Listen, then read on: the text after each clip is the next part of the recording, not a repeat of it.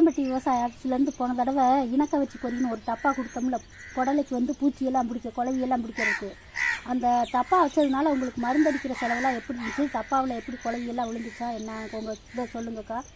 மருந்தடிக்கிற செலவு குறைஞ்சிருக்குக்கா. குழவி சாயங்காலம் 5, 6, 10 கூட விழுதான். அவரு தான் போய் பார்த்துட்டு எடுத்து கீழே கொட்டிடுவாரு. கொட்டிட்டு பழையடி வச்சுருவோம். ஆனால் அந்த குழவி இந்த டப்பா மாட்டின அப்புறம் அந்த குழவி காய் அதிகமாக விழுக்கல. 1, 2 தான் விழுகுது. கோணக்காயா போயிருமா? ஆமாம், கோணக்காய் போய் புள்ளியாகி தண்ணி அதுலேருந்து ஒழுகும் அந்த குழவி கொத்துனாலே. இப்போ இது வச்சதுக்கப்புறம் அந்த குழவி காய் நிறையா விழுகுறதில்ல. இந்த டப்பா இங்கே தான் இருக்குதுன்னு யார் சொன்னது உங்களுக்கு? என் தம்பி தான் சொன்னாப்புல. பால் பிச்சோட என் தம்பி அந்த கிரேஸ் அக்கா அங்கே வேலைக்கு வராங்க, அவங்க சொல்லி எங்களுக்கு தெரியும். கிட்டம்பட்டியில் இருக்குன்னு. ஆமாம், அதனால இப்போ திரும்ப அதிகமாக வாங்கி வச்சிருக்கீங்க. ஆமாம். இப்போ பழையபடியே அது மாதிரி விழுகுதுன்னா ஆரம்பத்தில் இந்த தடவை வாங்கியாச்சு. போன தடவை தெரியல, விட்டுட்டேன்.